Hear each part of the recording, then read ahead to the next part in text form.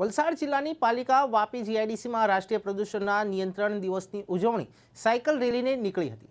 પ્રધાનમંત્રી નરેન્દ્ર મોદી દ્વારા સ્વચ્છતા માટેના જન આંદોલનની ઉજવણી અંતર્ગત રાષ્ટ્રીય પ્રદૂષણ નિયંત્રણ દિવસ નિમિત્તે સ્વચ્છતા હી સેવા કાર્યક્રમ અંતર્ગત જાહેર સ્થળો અને માર્ગોની સફાઈ ઝુંબેશ તેમજ વલસાડ અને વાપી ખાતે સાયકલ રેલીનું આયોજન કરવામાં આવ્યું। વલસાડ જિલ્લા વહીવટીતંત્ર દ્વારા વલસાડમાં જૂન 2023થી શરૂ થયેલા અને આજ સુધી ચાલી રહેલા cycle two walk and work અભિયાનમાં સરકારના દરેક વિભાગના કર્મચારીઓ મહિનાના પહેલા શનિવારે ઓફિસે સાયકલ પર અથવા ચાલતા આવે છે।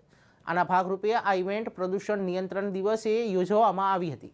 વલસાડ સર્કિટ હાઉસ ખાતેથી સવારે 7 કલાકે ધારાસભ્ય ભરતભાઈ પટેલ તથા જિલ્લા કલેક્ટર શ્રીપ્રા એસ આગરેએ સાયકલ રેલીને લીલી ઝંડી આપી અને શરૂઆત કરાવી। તિથલ બીચ ખાતે સફાઈ કરવામાં આવી અને વોકિંગ માટે આવેલા નાગરિકોને ગુલાબના ફૂલથી સન્માનિત કરવામાં આવ્યા તેમજ કાપડની થેલીનું વિતરણ કરી વૃક્ષારોપણ કરાયું અને વાપી વીઆઈએ ખાતે સવારે 8:20 જિલ્લા કલેક્ટર શ્રીપા એસ આગરે દ્વારા કાપડની થેલીનું વિતરણ કરવામાં આવ્યું। 8:30 કલાકે સાયકલ રેલીને લીલી ઝંડી આપી શરૂઆત કરવામાં આવી હતી અને સીઈટીપીમાં વૃક્ષારોપણ કર્યું હતું, જેમાં પ્રાંત અધિકારી Pardi regional officer GPCB Vapi વીઆઈએના પ્રમુખ સતીશભાઈ પટેલ, વાપી નગરપાલિકાના પ્રમુખ, ચીફ ઓફિસર અને વાપીના મામલતદાર ઉપસ્થિત રહ્યા હતા।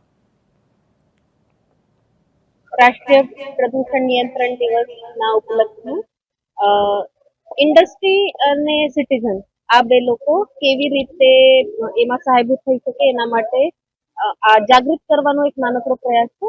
આ પ્રયાસ થતા રહે છે।